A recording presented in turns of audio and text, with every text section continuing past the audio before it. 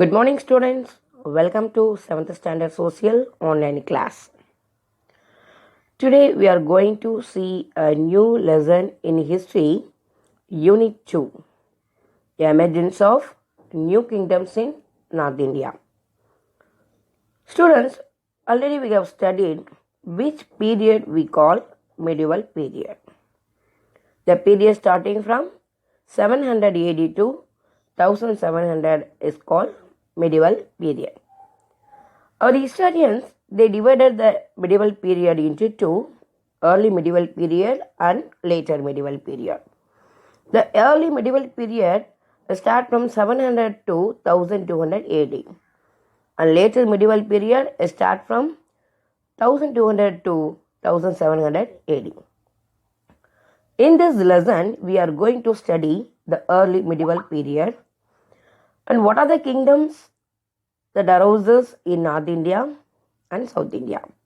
In this lesson, we are going to focus only in North Indian kingdoms.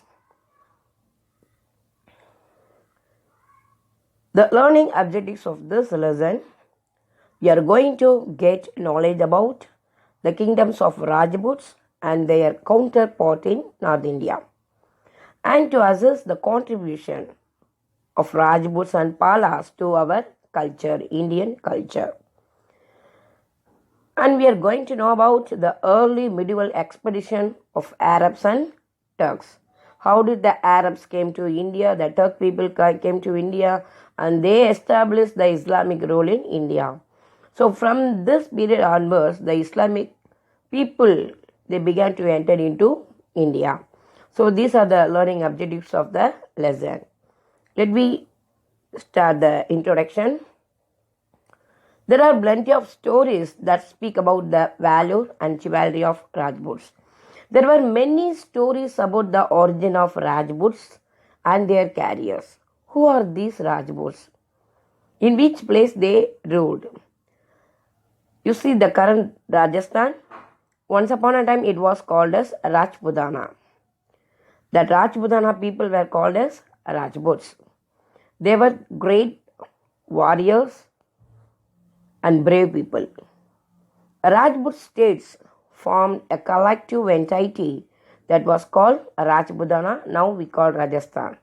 The Rajasthan area, once upon a time, it was called as Rajputana. There were so many Rajput small kingdoms. They collectively called as Rajputana.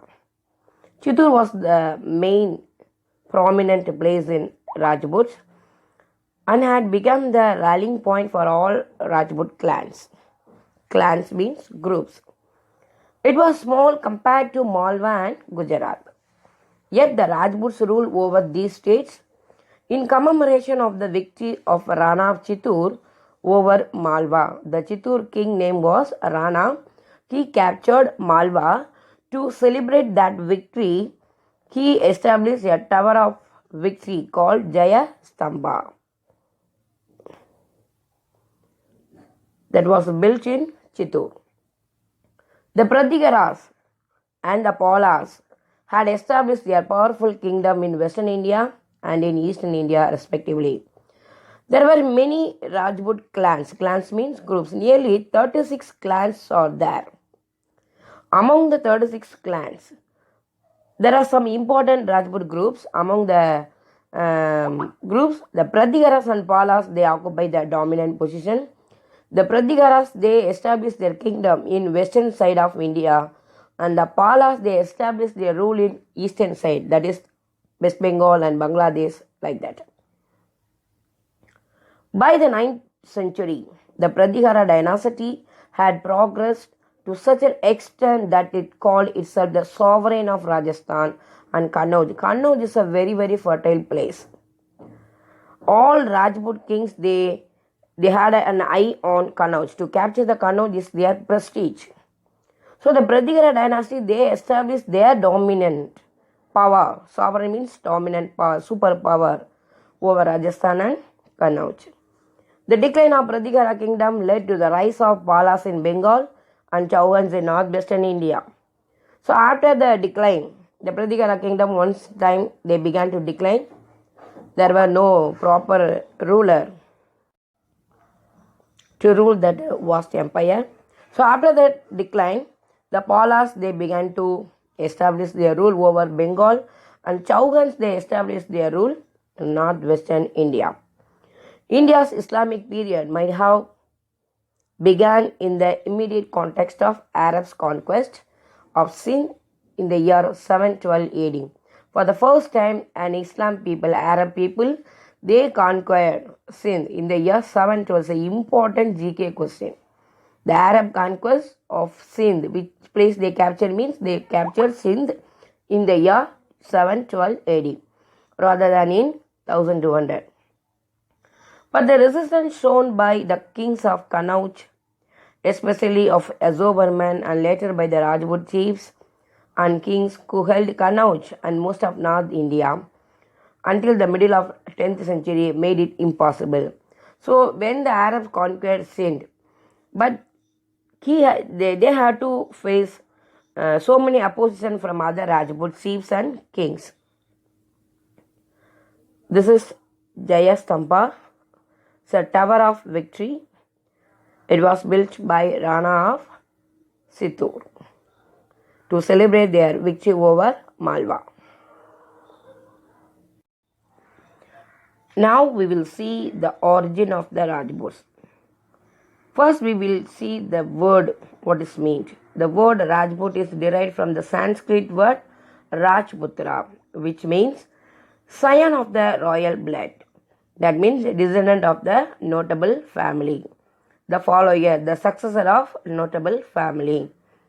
After the death of Harsha in AD 647, various Rajput clans established kingdoms in different parts of northern and central India. The Rajputs, they trace their origin, pedigree means origin, for back into the past. There are three principles about their origin. Some historians, they say that they are belong to Surya Vamsi, that is race of the sun. That means they were belong to sun family. Some historians, they told that they were belong to Chandra Vamsi, that means the follower of a successor of moon family, rise of the moon. And some historian, they say about they are coming from Agni Kula, that is rise of the fire god.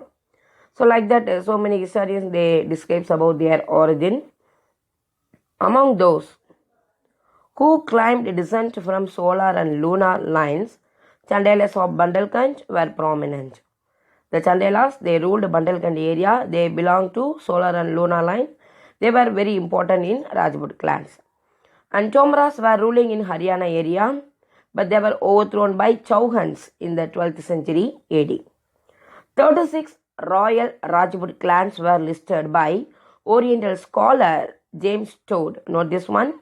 There are 36 Rajput groups were there. That was listed by Oriental scholar James Todd in the year 1829 AD. Among them, 4 were important. They attained some special status. The Pradigaras of